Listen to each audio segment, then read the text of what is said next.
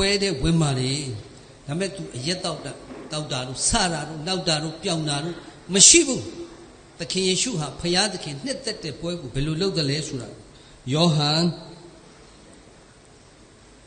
9:14မှာကြည့်ရအောင်ထိုပွဲကိုခံစဉ်တွင်ယေရှုသည်ဗိမာန်တော်သို့တက်၍ဆုံးမဩဝါဒပေးတော်မူ၏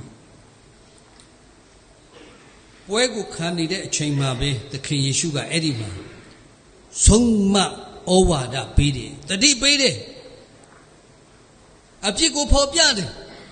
နောင်တရကြပြောင်းလဲကြ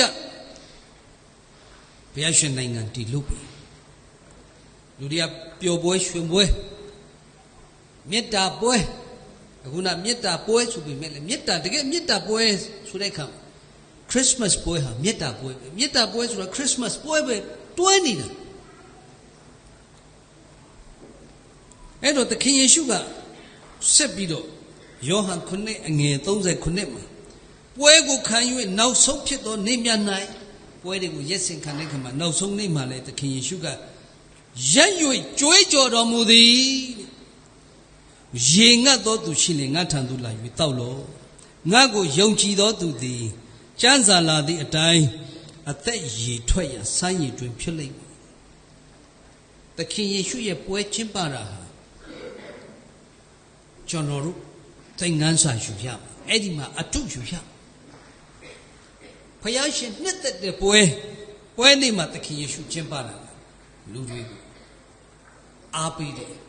တိုက်တွန်းတွေးဆောင်တယ်ဘုရားသခင်ရှိကနေ့ခရိယန်တွေလုပ်တဲ့ပွဲတွေများသောအားဖြင့်ရက်သမားလေးတွေဘိန်းစားလေးတွေမွေးထုတ်ပြီးတဲ့အချိန်ဖြစ်နေတယ်ဒါတော့one day သိကောင်းပြီဒါကြောင့်ကျွန်တော်တို့ဖျားနှစ်သက်တဲ့ပွဲကိုဒီနေ့နှုတ်ကပတ်တော်အတိုင်းတရားကိုနားရတဲ့အခါဆုံးမစကားတွေကိုကျွန်တော်တို့ကကြားနေရတာကခရစ်တော်ကိုယ်တိုင်ဒီနေ့ဒီမေတ္တာပွဲခရစ်စမတ်ပွဲမှာသူကြွေးကြော်နေခြင်းဖြစ်တယ်ဟာလေလုယာ။ဘာကြောင့်ဆိုသူ့ရဲ့စကားကိုကျွန်တော်ပြောနေရတာသူကိုယ်တိုင်ပြောနေခြင်းဖြစ်တယ်သူ့စကားကိုကျွန်တော်တို့နားနဲ့စစ်ကြားနေရတယ်ဒါကြောင့်ခရစ်တော်သည်ဟိုတုန်းကလည်းပွဲနေ့မှာလူတွေကိုဆုံးမတယ်တိုက်တွန်းတယ်တွေးဆောင်တယ်လို့ပဲခဏလည်းပဲ